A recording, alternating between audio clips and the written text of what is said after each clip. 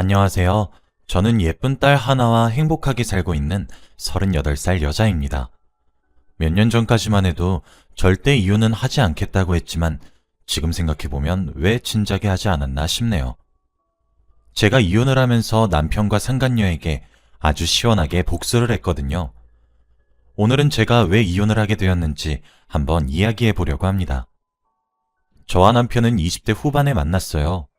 그때 남편은 대학교를 졸업하고 군대를 갔다 와서 사업을 준비하고 있던 사람이었고, 저는 일반 직장인이었죠. 저는 제 월급으로 어느 정도 먹고 살 정도였고, 또래에 비해 모아둔 돈도 꽤 있었습니다. 그런데 남편은 사업을 하면 망하는 게 대부분이라 빚만 잔뜩 있었고, 시댁분들도 다 하나같이 남편의 사업을 말렸죠. 그치만 저는 그 사람이 언젠가는 꼭 성공할 거라고 믿었기 때문에 항상 옆에서 응원하고 지지해 주었습니다. 그런데 연이은 사업 실패에 정말 돈이 부족했을 때가 있었는데 제가 어릴 때부터 모아왔던 적금들까지 깨면서 사업 자금을 빌려주었어요. 남편은 당연히 고맙다고 했고 저는 그 사람을 사랑했기 때문에 전혀 아깝지 않았죠. 제가 돈을 어느 정도 많이 빌려주고 옆에서 힘이 돼주니 남편의 부모님은 저에게 아이고, 우리 아들이 사업복은 없어도 며느리복은 있나 보네. 고마워요. 라고 했습니다. 저는 남편과 결혼할 마음이 없었는데 여자친구인 저를 며느리라고 부르시니까 기분은 좋더라고요. 아무튼 남편은 제가 빌려준 돈으로 사업 준비를 했고 그 사업은 이때까지 했던 것들과는 다르게 굉장히 번창했어요. 남편은 날이 갈수록 벌이가 커졌고 남편의 부모님들은 그제서야 태도가 바뀌시면서 역시 우리 아들이야. 성공할 줄 알았다니까.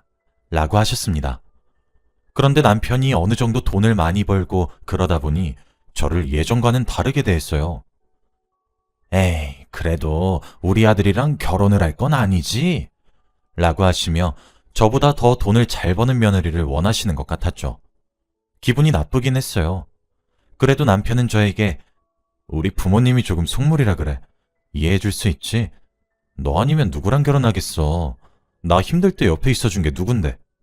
내가 꼭 은혜 갚을 거야. 라고 따뜻한 말들을 많이 해주었어요.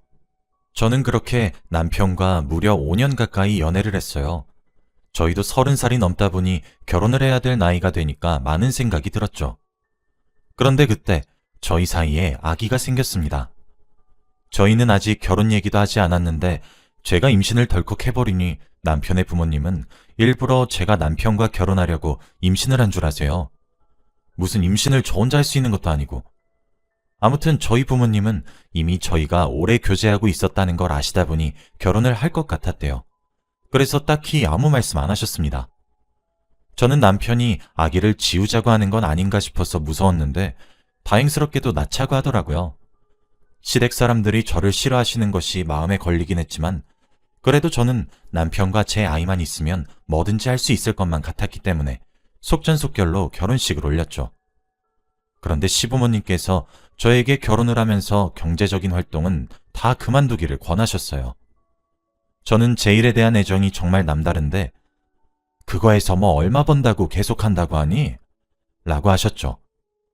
남편이 사업을 준비할 때 제가 이 일을 하면서 번 돈으로 사업 자금을 계속 빌려줬는데 그때는 고맙다고 하셨으면서 이제 와서 이렇게 저를 대우하시니 기분이 나쁘더라고요.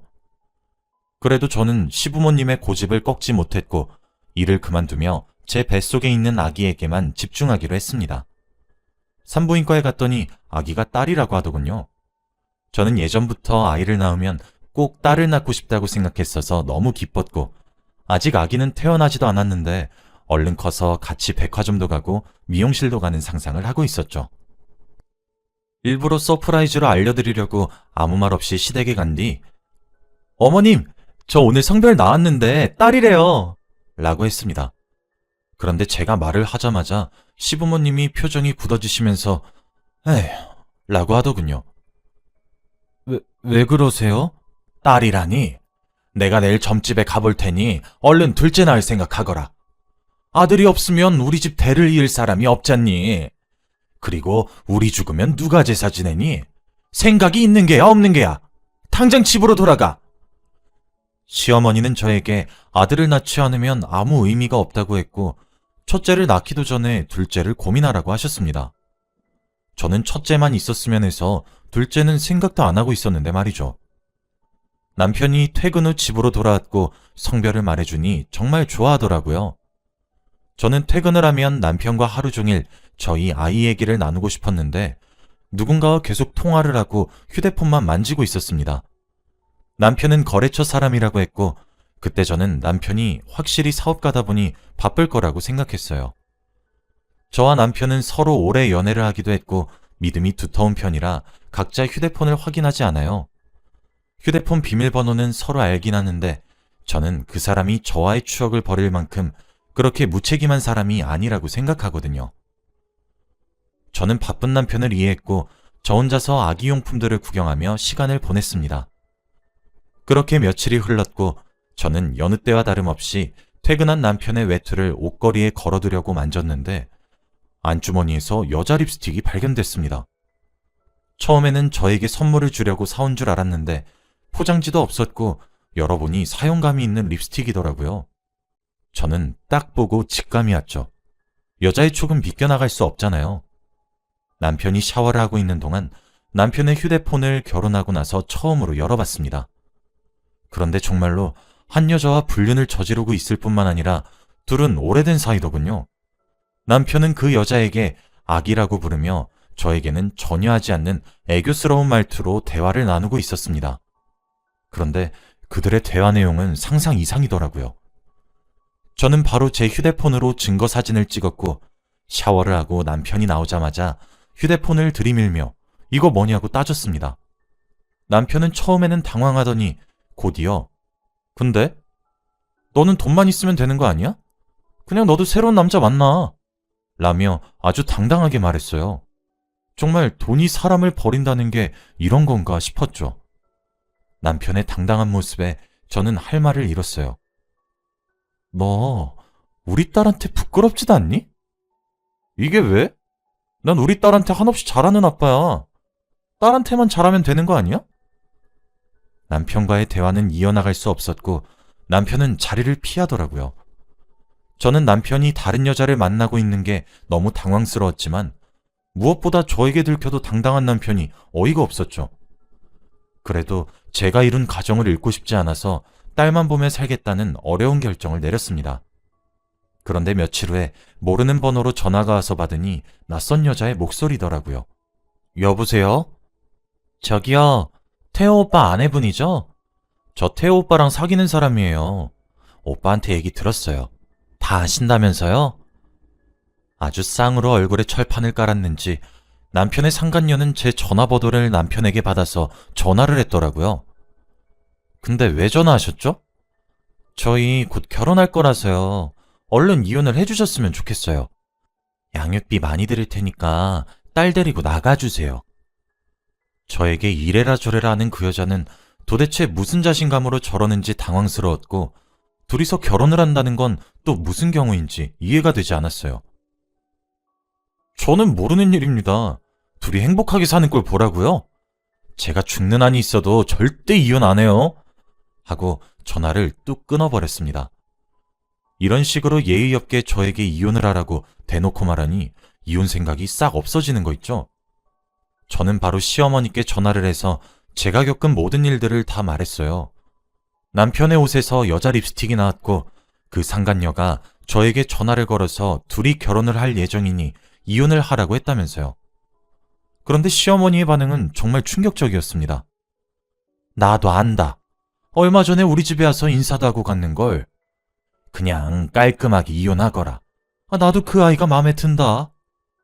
정말 저만 빼고 모두가 다 알고 있던 남편의 불륜이었고 오히려 시어머니는 좋은 며느리를 찾은 것 같다면서 기뻐하셨습니다. 네가 얼마나 매력이 없고 여자 구실을 못했으면 우리 아들이 다른 여자를 만나겠니? 우리 아들이 이렇게 된 것도 네 책임이 어느 정도 있는 거야. 얼른 네 딸 데리고 나가. 시어머니도 저에게 딸을 데리고 이 집에서 나가라고 하시니 말문이 턱 막히더라고요. 그래도 남편은 아직 저에게 정이라도 남아있겠지 싶어서 남편이 퇴근 후 집으로 돌아왔을 때 말했어요. 여보, 오늘 그 여자가 전화 왔다? 여보랑 결혼할 거라고 이혼을 해달라고 하더라? 정말 어이없지 않아? 저는 그래도 아직은 남편이 제 편을 들어주며 그 여자보다 저를 더 원한다는 말을 듣고 싶었어요. 그런데 남편의 대답은 제 생각과 달랐습니다. 아, 사실 오늘 말하려고 했는데. 맞아, 우리 결혼하려고 해. 이미 어머니 아버지께 인사도 드렸어. 양육비 많이 줄 테니 딸 데리고 나가서 살아. 그리고 이혼도 소송까지 가지 말고 우리끼리 조용히 하자. 소송은 너무 질질 끄니까 깔끔하게 합의 이혼으로 하고. 합의금은 많이 줄게. 둘이서 살고도 남을 만큼으로. 그러니까 우리 이혼해. 라고 했습니다. 남편은 정말 평온한 말투로 저에게 이혼을 요구했고 자기 딸에 대한 부성애도 없는지 저에게 아기는 저보고 키우라고 떠밀었습니다. 물론 그 사람들에게 소중한 제 딸을 맡길 생각은 없지만 빈말이라도 자기가 딸을 키울 거라고 말이라도 해야 하지 않나 싶더군요. 여보, 내가 예전에 사업 힘들 때 어떻게 도와줬는데 내가 돈까지 보태주면서 너 뒷바라지 다 했는데 나만 바라본다며 나 없으면 안 된다며 그런데 왜 갑자기 이래? 어떻게 사람이 변하니? 여보, 혹시 그때 나한테 빌려준 돈이 아까워서 그래? 배로 쳐서 줄 테니 그냥 곱게 나가줘. 얼른 이 집에서 새 출발하고 싶으니까. 남편은 그렇게 저희의 긴 세월을 한순간에 버렸고 저는 그렇게 이혼을 하게 되었습니다. 이혼 도장을 찍으러 법정에 간 날 남편은 아예 그 상간녀와 팔짱을 끼고 제 앞에 나타났어요. 상간녀의 모습은 처음 봤는데 정말 젊은 여자였고 빨간 립스틱에 빨간 구두를 신고 있었죠. 그런데 상간녀가 제 귀에 대고 그러니 남편 간수 잘하셨어야죠. 라며 비웃는 겁니다. 저는 결국 그 여자의 뒤통수를 때렸는데 남편은 그 여자가 한 말을 듣지 못하고 제가 갑자기 상간녀의 뒤통수를 때린 줄 알고는 제게 다가와서 제 뺨을 때리더라고요. 어디서 감히 우리 아기한테! 생에 태어나서 처음으로 뺨을 맞아봤는데 그것도 남편한테 맞아보다니. 정말 죽고 싶었지만 그 여자는 제게 맞은 뒤통수를 만지며 우는 척을 했습니다. 오빠, 여기 홍난 것 같아. 호호해줘. 라고 했죠. 남편은 아이고, 우리 아기 아팠어요? 라며 아주 둘이 꼴값을 떨었습니다. 결국 이혼 도장을 찍고 저희는 제대로 남남이 되었네요. 저는 친정으로 딸을 데리고 들어가 살았는데 친정 부모님은 제가 겪었던 이야기를 다 들으시고는 고생이 많았다며 안아주셨어요. 그렇게 저 혼자서 딸을 열심히 키우고 얼마 지나지 않아 주위에서 제 전 남편이 결혼을 한다는 이야기를 들었습니다. 어떻게 이혼을 하자마자 바로 결혼식을 올릴 수 있을까요? 제 생각은 정말 하나도 하지 않은 거죠. 다들 저에게 괜찮냐며 동정을 하는데 그 눈빛도 정말 기분 나빴습니다. 제 인생을 이렇게 망가뜨려 놓고 행복해지려고 하는 그 둘에게 복수를 하기로 마음을 먹었죠. 그날부터 저는 두 사람이 불륜을 저지른 것을 증명할 만한 모든 자료들을 종이 한 장으로 담아서 프린트를 했어요. 준비하는 과정에서도 너무 신이 나고 기대가 되더라고요. 지인들의 수소문 끝에 그들의 결혼식장 장소를 알아낼 수 있었고 결혼식 당일 몰래 찾아가서 거기 온 하객들에게 제가 프린트한 종이를 다 돌렸습니다. 다들 신랑이 재혼인 것도 몰랐고 신부가 불륜을 저지른 것도 모르는 눈치더라고요. 식장에 있던 사람들이 충격을 먹으면서 신랑 신부에게 욕을 하면서 그곳을 나가는 모습을 보니 정말 통쾌했습니다. 그치만 아직 복수는 끝나지 않았었죠. 저는 신부 부모님에게도 찾아가 인사를 드리고 프린트물을 손에 쥐어드리면서 당신들 딸에 대한 정말 중요한 것이니까 바쁘시더라도 꼭 읽으세요. 라고 했습니다. 두 분은 자기 딸이 밖에서 한 가정을 파탄내고 그 남자랑 불륜을 저질러 결혼을 한 거라고는 상상도 못했겠죠? 상간녀 아버지는 뒷목을 잡고 쓰러지셨습니다. 상간녀 어머니는 제가 전 남편의 전부인인 것을 알고 죄송합니다. 저희가 딸을 잘못 키웠네요. 하나밖에 없는 딸을 공주처럼 키우다가 그만 이라며 사죄하셨고요.